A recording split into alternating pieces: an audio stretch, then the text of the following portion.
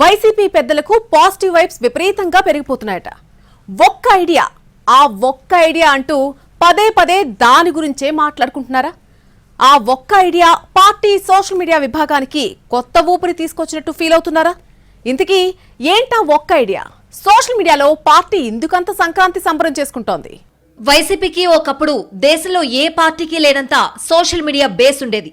ఆ పార్టీ జోలికి గాని నాయకుల జోలికి గాని ఎవరైనా వస్తే వివిధ సోషల్ మీడియా మాధ్యమాల్లో చెడుగుడు ఆడేసేవారు ఆ పార్టీ కార్యకర్తలు.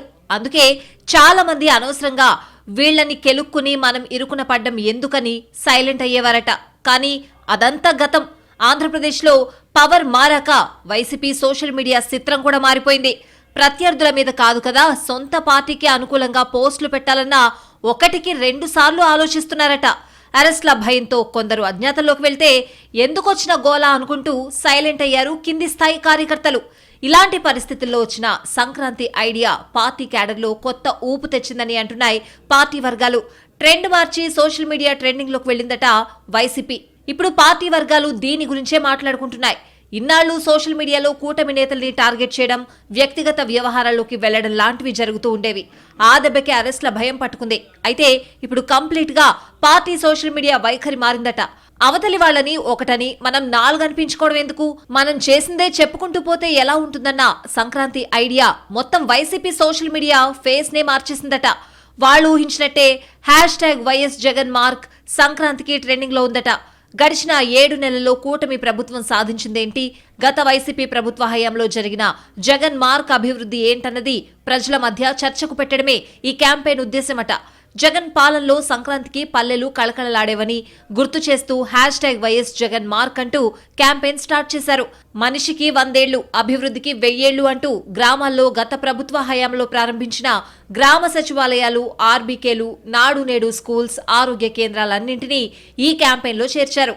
ఇలా తమ హయాంలో చేపట్టిన ప్రతి అభివృద్ధి కార్యక్రమాన్ని గుర్తు చేసేలా సంక్రాంతికి ఊళ్లకు వెళ్లిన ప్రతి వైసీపీ అభిమాని ఓ సెల్ఫీ దిగి #వైఎస్ జగన్ మార్క్ అంటూ సోషల్ మీడియాలో పోస్ట్ చేయాలని పిలుపునిచ్చారు ఆ పార్టీ నేతలు.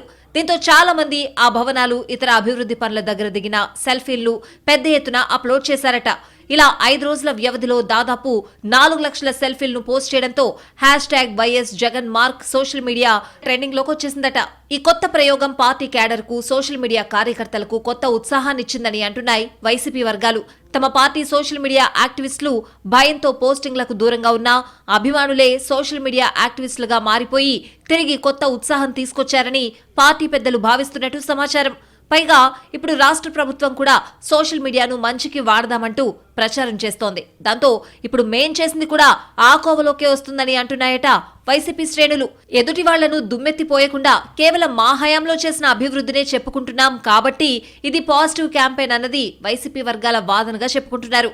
ఒక్క ఐడియాతో మొత్తం పార్టీ సోషల్ మీడియా ముఖ చిత్రమే మారిపోయిందని హ్యాపీగా ఉన్నాయట పార్టీ శ్రేణులు. మరి ఈ పాజిటివిటీ ఇలాగే కొనసాగుతుందా, లేక కొన్నాళ్ల తర్వాత కిక్కివ్వడం లేదని మళ్లీ మొదటికొస్తారా అన్నది చూడాలంటున్నారు రాజకీయ పరిశీలకులు.